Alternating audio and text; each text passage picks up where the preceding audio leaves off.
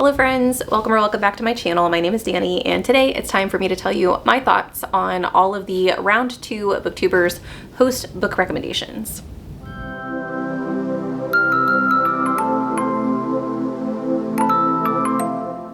When I started this vlog, I did not do an intro clip, and so here I am, future Danny. I know what's going to happen in this vlog and it's time for you to figure that out.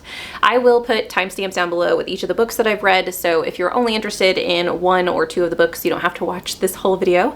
I will be reading Witch's Heart, City of Stairs, Starter Villain, and Ashes of the Sun. So if you guys are only interested in 1 or some of those, you can click on the timestamps to see that portion of the vlog. So enjoy.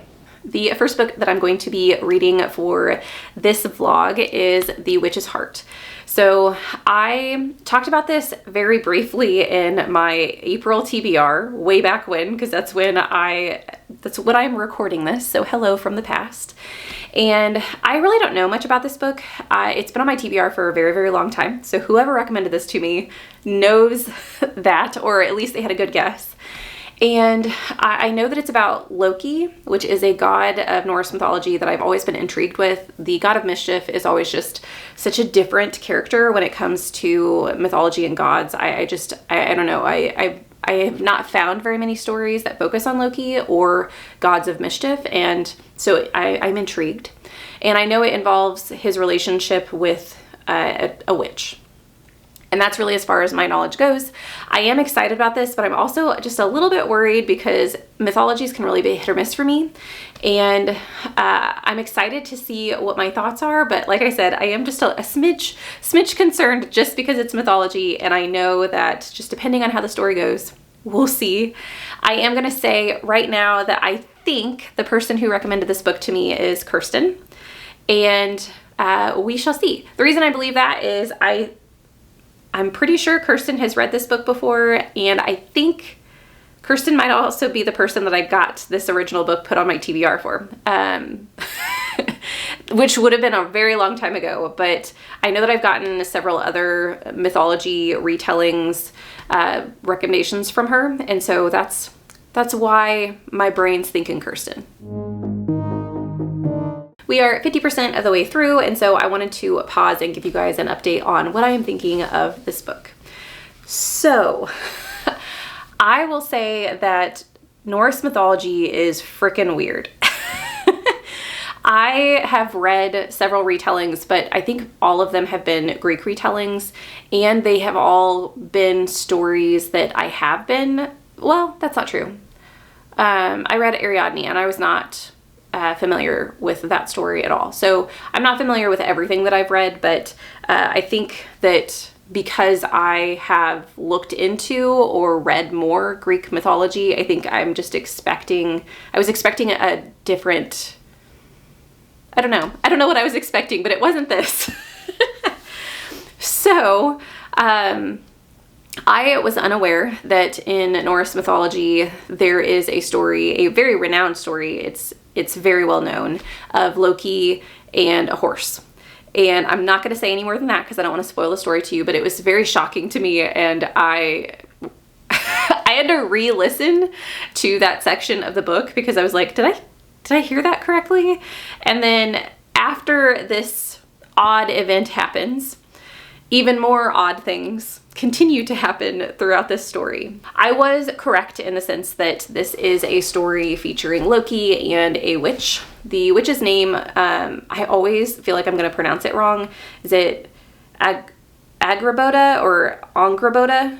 One of those two. I'm just going to call her Boda because that is something that Loki calls her, and I think maybe one of her friends in the story calls her as well. And the backstory between Angrabota is that she has something that Odin wants, and in the past he has tried to get it from her by essentially murdering her and burning her at the stake. She has been killed 3 times, and each time she has risen and has been killed again. And the 3rd time she was staked through the heart, and her heart was taken, and Odin essentially was like hoarding it. And so the story begins with Loki returning the heart to the witch, hence the witch's heart. And so that is kind of how their relationship starts. And so we see the thing that I guess I didn't expect from this story was I expected Loki to be more of a main character. And really this story focuses on Boda. It also focuses on eventually Boda and her children. I wanted more from Loki. We do get, he does pop in frequently. So he's not an absent character by any means, but we don't get his perspective at all. And we also don't get to see any of his storyline when he leaves. So once he leaves, he comes back and he will tell Boda what he's done and what he's been up to, but we don't ever get to see those things. And I think that's really what I wanted from this story. I wanted to be involved in the acts that Loki is doing. I want to be involved. I kind of wanted to be in his perspective as well to see what he's thinking. And so that I was a little disappointed with. I will say though, I have really enjoyed Boda's character and the backstory of her her wanting to be isolated and remove herself from society and the reason for that. And then also her growth throughout the story of being okay with isolation, but also realizing that it might not be what's best for her. And, but then also her journey of motherhood and taking care of her children. And I have enjoyed her story. One thing that I really did struggle with the first 50% is how much of the story does focus around motherhood. Motherhood stories for me are, once again, hit or miss. And so here we have two things with mythology and with motherhood that are hit or miss. And my expectation that I was going to have more out of Loki. And so I guess at this point I'm saying that I'm kind of just okay with the book. I'm not mad at the story by any means. I am intrigued by the oddities of Norse mythology and some of the things that have happened that I was not expecting. I also have really, like I said, enjoyed the Boda getting to know some people and branching out just slightly from her isolation. But there are some aspects that I also feel like I'm missing. So currently, I think that it's fine. So I got to the end of The Witch's Heart today. It's several days actually passed when I finished it, but I wanted to give myself a chance to kind of ruminate on my feelings of the book because I will say the ending surprised me. The last time I talked to you guys, I was just feeling a little bit meh about the book. It was fine, but the last 50% of the book definitely did what I wanted it to do. The last 50% of the book would have been essentially what my preference would have been for the entire storyline. So I won't give you guys major plot points because I don't want to spoil the book for anybody, but I talked about this a little bit in my first clip, but I do struggle with storylines about motherhood. That is not something I have experienced, not something I really want to experience, and so it is sometimes hard for me to find interest in storylines that really, really revolve around being a mother and making decisions as a mother and living with, and around motherhood. And that is kind of what the first 50% of this storyline focused on. And the second 50%, yes, that is still very much a part of the book and a reason for some of the decisions that Boda is making. But I got more from her. I got more of her past and more of kind of a journey that she went on. And I think one of the biggest things I didn't like, now that I've kind of thought through, one of the things I really didn't like about the first 50% is we were kind of stagnant. We were in the same location, kind of doing the same things. We were making some decisions and living within circumstances that weren't necessarily the best. And I think that even though, being that this is a mythology retelling, there's going to be tragedy laid throughout the entire story. I don't think that that's a spoiler for anybody who's read anything. Any type of mythology always has some type of bleakness and tragic events that occur with our characters. And that is definitely the case within the last 50%, but we were constantly on the move and constantly finding out new things. And I really liked it. I really liked being able to travel with Angrboda and find these people that were either part of her past or reminded her of things of her past. And we got to see a little bit more from her. We got to see her character bloom a little bit more, and I really liked that. And oh my God, the ending of this book was just absolutely fantastic. I cried at the end. I really, really appreciate it when an author can take a tragic situation and bring good from it, and it not feel like you've been cheated in some way, that the tragedy isn't made less by some also pleasant things that have occurred. That's kind of all I'll say as far as the ending goes, but the ending in and of itself, I would rate a 4.75 or a 5-star. Like, I really, really enjoyed the ending of this book. It was fantastic. I liked how everything wrapped up. I also really liked the war elements and like the large conflict that came towards the end of the novel. And part of that might be because I do know some of the storyline that happened there, but I don't know enough that I was bored. I've always kind of been interested in that. So if you are somebody who really likes mythology and maybe knows all of the stories going into a retelling, tell me what your opinion is of, do you like to know all of the details? Do you get irritated whenever a retelling maybe squishes the details a little bit? Or do you appreciate the creativity of that? Because since I don't know the hard lines of the storyline, I just know general things about the storyline, I found it really interesting to see all of those elements kind of come into play and to see how they all worked in this particular story, which I really did like. So with that, the rating that I've settled on for this book is a 4-star. So mid 50%, I was really thinking it was going to be more of a 3-star, and just a regular 3-star with no points, like no 0.25 or 0.75 is what I'm trying to say. And then towards the end, like the last probably 30-40% of the book, I was thinking this is a high 4-star book. And because I do have to consider the fact that this is an entire story, I can't just take one half or the other, I am going to settle on, it's just going to be a plain old 4-star from me, which is excellent. I love it. My 4-star books I would recommend to a variety of individuals. I would recommend them highly. And so a 4-star is definitely nothing to scoff at, but because of the fact that the first 50% was as slow as it was and focused on some things that I really just didn't find myself caring about, I can't rate it higher than a 4-star. So that's my final rating for The Witch's Heart. I can't wait to continue with my next read. The next book that I'm going to be reading for Battle of the Booktubers is The City of Stairs. And to be honest, this round has been really difficult for me to make predictions of who gave me these recommendations. So I'm going to say shot in the dark that I think Josie recommended this to me, but to be honest, I think it could probably be any of them. As far as what I know about this book going in, I know it's by Robert Jackson Bennett, who is an author that I have enjoyed in the past. I have read his Foundry Side or Founders trilogy, and I've also read, recently I read The Tainted Cup. And so he is an author that I have enjoyed in the past, and so I do think that this is going to be a book that I'm going to enjoy just because I have enjoyed his works. I do think that this is his debut.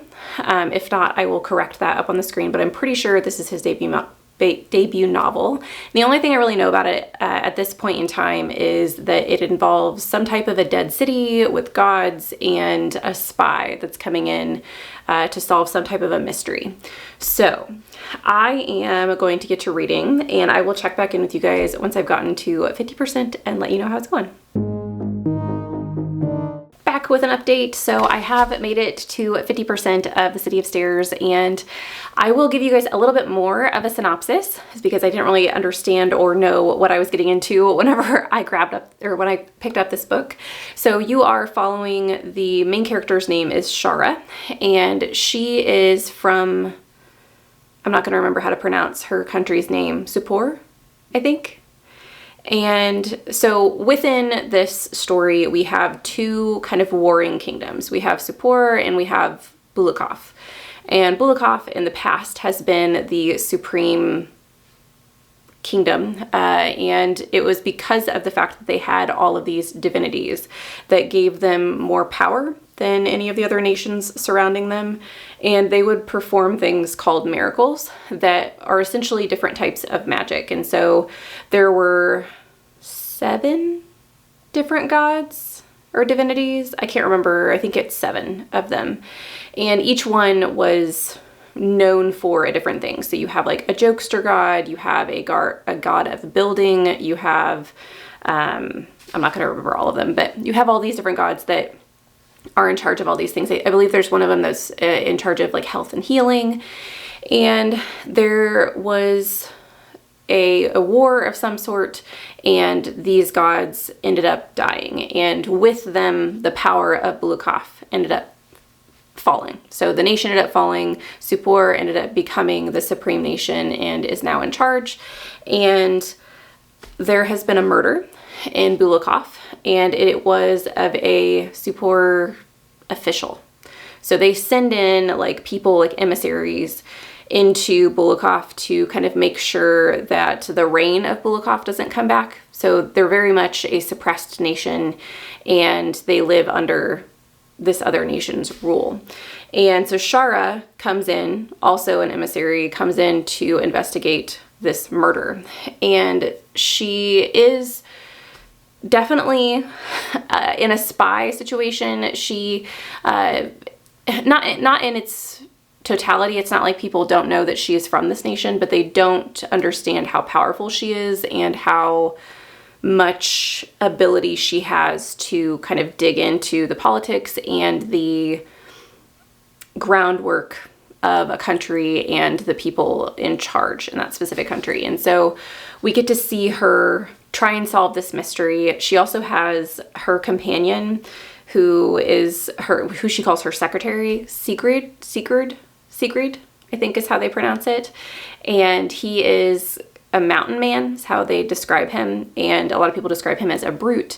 He's definitely a powerhouse, and he is there to protect her, but his character is really interesting as well. I've really enjoyed this book so far, but I do think it is rather complex. And so I am reading this on audio. My library does not have a physical copy, and so I did have to just read the audio, and I have had to read it at a very slow rate, or very slow speed setting. I'm reading it at 1.25 because of how complex it is, and I've definitely had to go back and reread chapters because I want to make sure that I understand all the details that are going into it. I have found the divinities very interesting, and there's so much going on in this storyline. We have found out so much about the kingdoms, their pasts through Shara, but also just through, each chapter has like I don't know if it's a journal entry. Since I can't see it, I don't know what it looks like in the book, but it's some type of historical thing. So whether or not that comes from a journal or a reading, whatever, we get to kind of see those as we go throughout as well, which is another interesting part. Bulakov, the people of Bulakov are not allowed to read about or store anything about their history or the divinities because they are, once again, a suppressed nation. And so the Suporis do have access to all of Bulakov's history. And so there's this like tension as well between those two kingdoms, because one is literally suppressing the other, but still has access to all of that kingdom's information. And yeah, I'm liking it so far. I do think that I should probably have picked this up physically, but once again, I didn't have access to the physical book. But yeah, I am enjoying it. Like I said, it's very complex. I am intrigued to know where it's going. The murder, if you're looking for a fantasy mystery, I do think that this does fit that mold. I do think it's heavier on the fantasy than it is on the mystery, because the mystery in how this author has written it. So to compare it to a book that I have read, The Tainted Cup, which is also a fantasy mystery, it is, I would say, 50-50. the mystery is just as important as the fantasy in the book.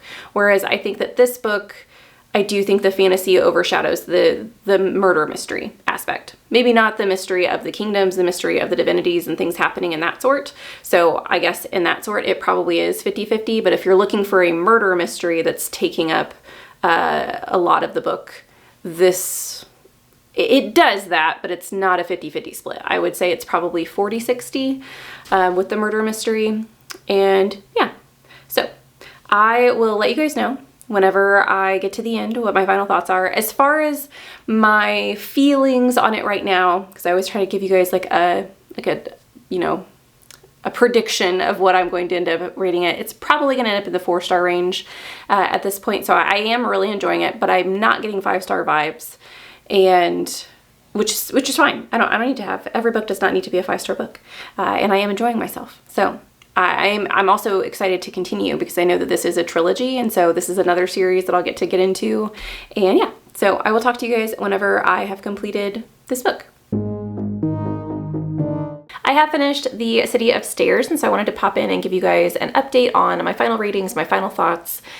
And I don't know that I have a ton I can talk to you guys about that I didn't talk to you about in the first book, or the first video that I did with you guys, because I don't want to spoil anything. I really love where Robert Jackson Bennett went with the gods in this book and how they tie in with the planet, or the country, I guess. I think that's all I'm going to say about that. I am going to end up rating this 4 stars. The ending, the final conflict, well, not even the final conflict, like the big conflict of the book. Because the final conflict of the book, the aspect of the book that is going to lend itself to continuing on in the series, I do find intriguing, and I want to know what happens with our main character and with this society that our main character lives in. And so that part I was really happy with. But the part right before that, like the massive conflict that we end up having in this storyline, I thought the ending to it was very abrupt. And it is explained. It is, it's addressed. The author goes through why said thing happened. And I don't know. I thought it was very lackluster in reference to everything else that's happened in this book and how large this book became. I think that what happened in the very final conflict was just a little lacking for me. I think that it could have been better. So that's why I'm sticking at a 4-star, not anything higher. I am still really intrigued about the series. As I said, the final conflict that we have, the kind of cliffhanger-ness that is built up for the next book in the series. I am intrigued to see where this goes. I know the second book follows one of the characters in this first book, and that particular character I really did enjoy.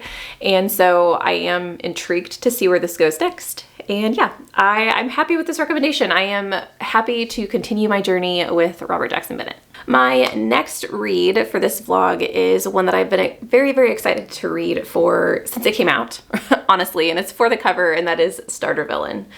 So the only thing I know going into this is that it has something to do with, I think, inheritance, and maybe this person who inherits going to work for a corporation of villains.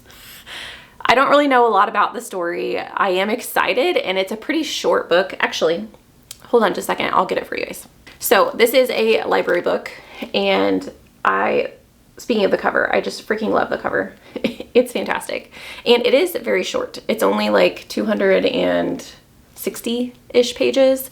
And so this is gonna read really quick. I only have this physically. I don't have the audiobook. And so that will be different than some of the other books that are in this vlog, but I am still really excited to get to it. It is one that's been on my TBR for quite some time, because I know Leandra has loved it in the past, and I know a couple other people who've really enjoyed it. And so we shall see. I will update you guys when I'm at 50%, and we'll continue from there.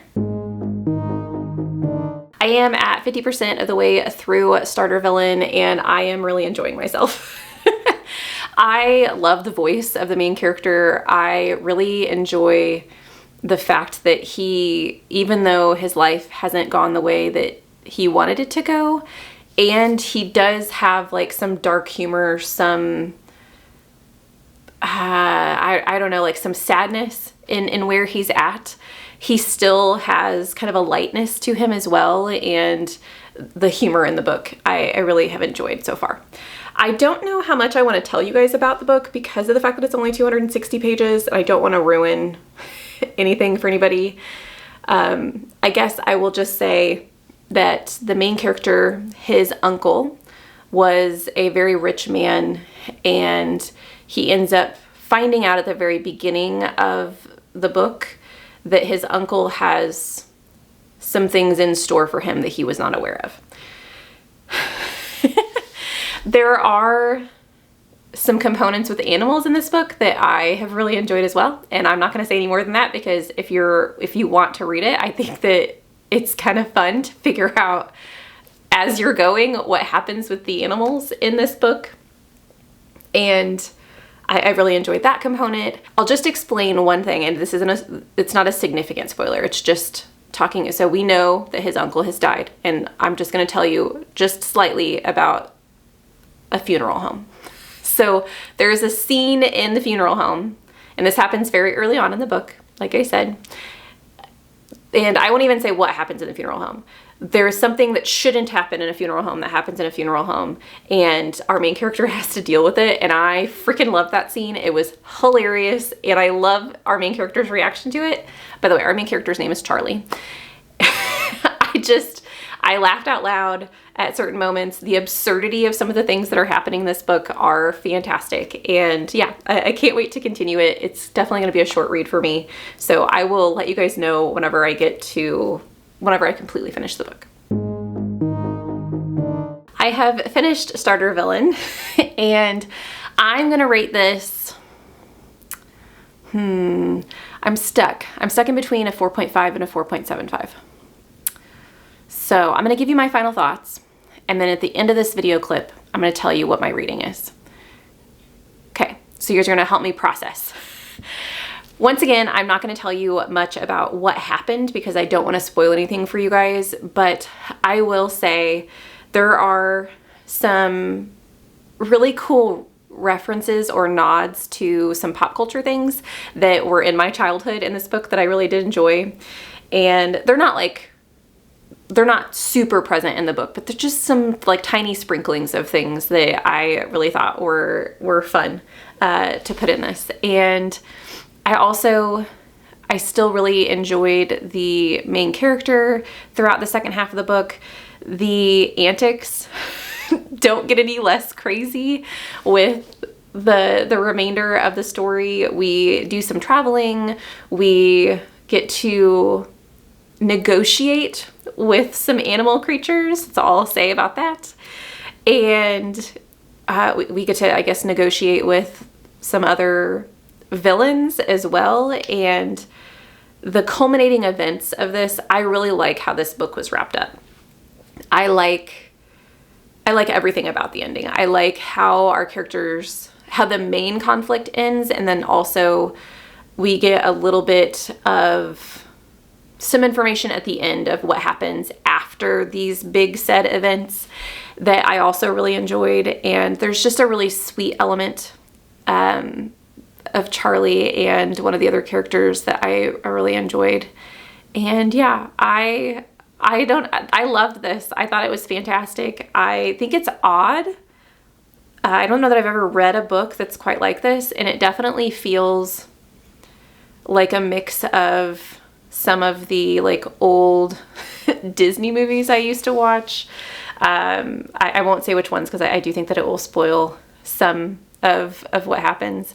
But yeah, I really enjoyed this book. So my final thoughts as far as the rating goes, I'm gonna go with a 4.5 star. My reasoning just in my head and kind of talking through some elements with you guys, I absolutely loved the book, but because of the humor and kind of the weird antics, I didn't have a strong emotional connection with any of the characters, which I do think would have elevated it just slightly more than it was. There were definitely like some very sweet moments and some moments that made my heart hurt. But I do think, like, if I was going to critique the book, which I have no right to critique the book, but if I was going to say what I didn't enjoy about it, I do think because of all of the antics, kind of the craziness, and the fact that it's only 260 pages with all of this like jam-packed action in it, I do think that some of the emotion was lost for me in some of the things that were happening. So I am going to say 4.5 is my rating of this. I still absolutely love it. I want it for my collection. And yeah, I can't wait to read more by this author, but I have heard that this is not his norm. So if you have read from John Scalzi and you have a recommendation that maybe is similar to Starter Villain, or if you think that some of his other books maybe showcase his writing a little bit more on his norm and you would like to recommend me one of those, I would gladly take the information so I kind of know where else to go with John Scalzi's writing. I have started the next book, which is Ashes of the Sun, and I actually got to 50% of the way through, or a little bit under 50%, without realizing that I had filmed an intro, or I had not filmed an intro for this book, so I'll do that real quick. I didn't know anything going into this other than the fact that it's a chunky fantasy book. So the back blurb says that there are two siblings who are fighting on opposite sides of the war. One of them is wielding magic for the Empire. The other is trying to bring it all down. That's what the back cover had said. So I was pretty excited to go into this, but I will say that this month I actually read another book by Django Wexler, How to Become a Dark Lord and Die Trying. And I DNF'd it. So I was actually really excited to read two books by the same author in 1 month, just so I could kind of see the difference in writing style and kind of the similarities as well, and see if this was going to be kind of an author that I can trust. And it was sad that that ended up being my first experience with that author, was a book that I DNF'd, which I won't talk about that book here, but they are vastly different. So if you have read How to Become a Dark Lord and you have decided not to pick up Django Wexler's books because of that book, I would encourage you to pick up something else, because the tone of this book and the characters in this book are very different than How to Become a Dark Lord. So just to clear the air on that, they are vastly different. As far as my prediction goes, this one was tricky, and this is the fourth book that I am reading for round 2 Battle of the Booktubers, and so I've already given all my predictions for my other books, and so this one kind of just fell into place because I only have one book left and I only have one booktuber left. So I think Mikala might have recommended me this. I just don't know. This doesn't seem, this particular book, I don't know if it would be a Mikala recommendation. The reason that I originally had said Mikala had recommended me this is because all of the booktubers in Battle of the Booktuber had to give me 2 recommendations, and the second recommendation from this booktuber was The Last Tale of the Flower Bride. And I think because that book is slightly gothic, that's why Mikala came to mind, but this book is definitely not, and it's definitely high fantasy. So this one's tricky, but I'm going to say Mikala. My second guess, if I had to predict someone else, would maybe be Rainy, but I'm going to stick with my original gut decision that I wrote on paper whenever I originally was looking at all 4 books. I'm going to say that I think Mikala gave me this, but we'll find out. So I will give you guys more of a synopsis than I already told you. I'll give you like maybe the first couple of chapters, what goes on. You do figure out why the siblings are on different sides of the Empire. You start with the siblings when they are aged 8 and 5.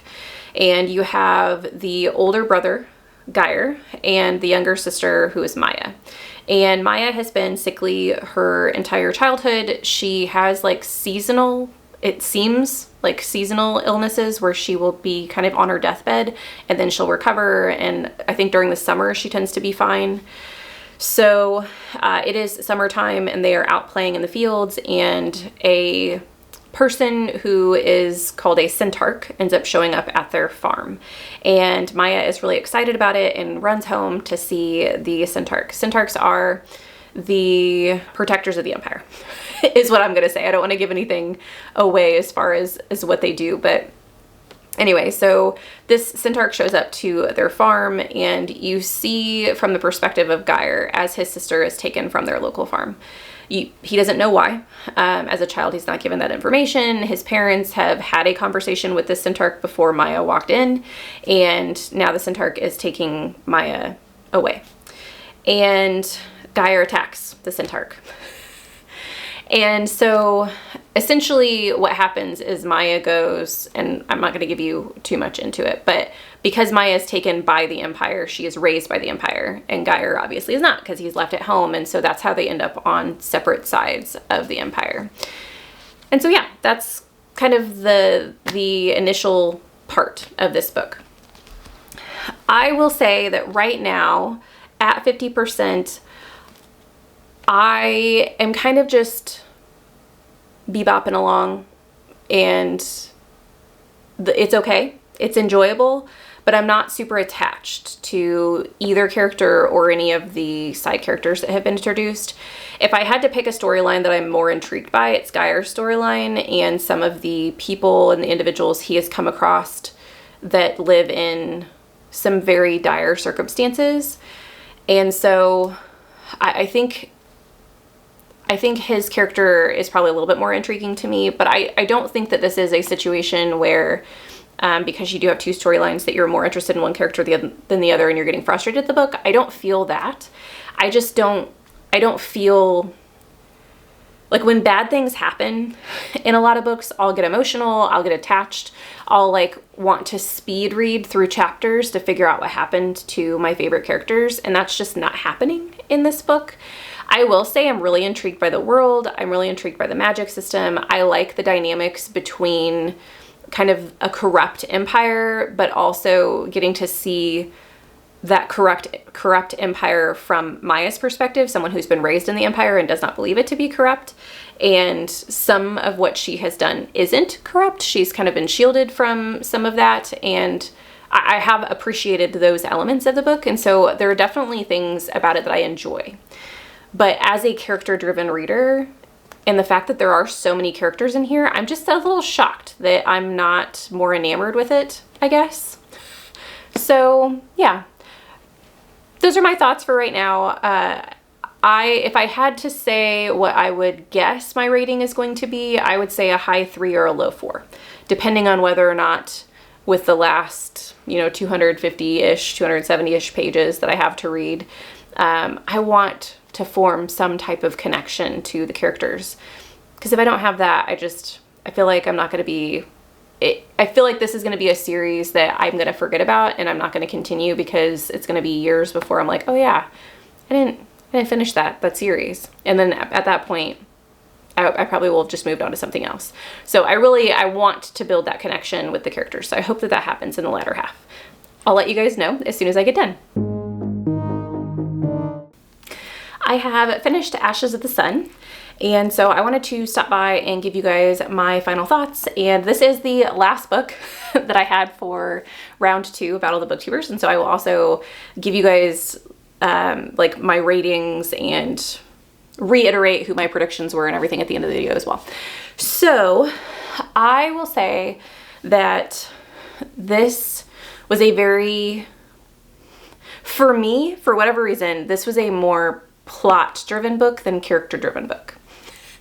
So the plot in this, the world in this, is really intriguing. I'm not going to tell you guys, because it's the last 50% of the book, I'm not really going to tell you guys what happened or talk about like specific events because I don't want to spoil anything for you. But I will say that I know I told you in the first clip I was thinking about whether or not, or I was a little disappointed with how I didn't have character connections, and I still really don't think I do. At the end of the book, it did amp up slightly for me. I did care more about the characters at the end and what was happening to them. That was slightly spoiled by a specific trope that happens 3 times at the end of this book. I'm not going to say what trope it is because I don't want to spoil anything for you guys,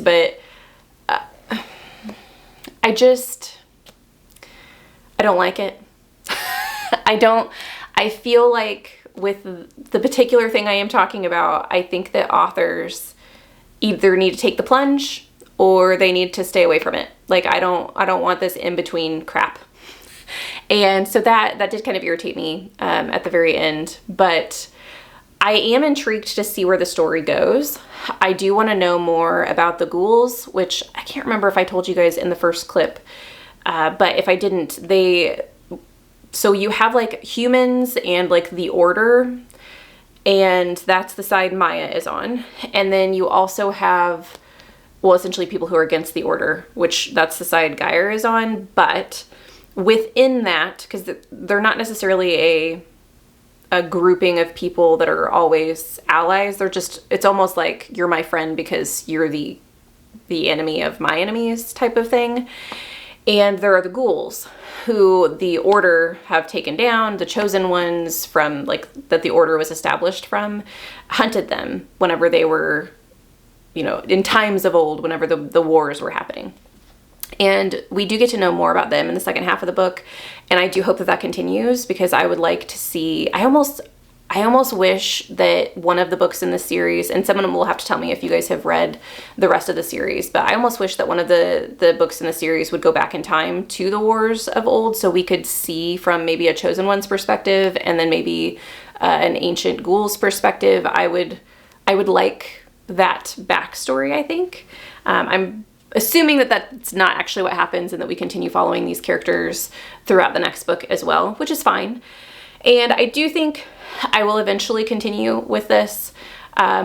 This is not a new favorite series for me by any means. I really do need more character connection than I had in this story. And to be honest, I don't know why it wasn't there.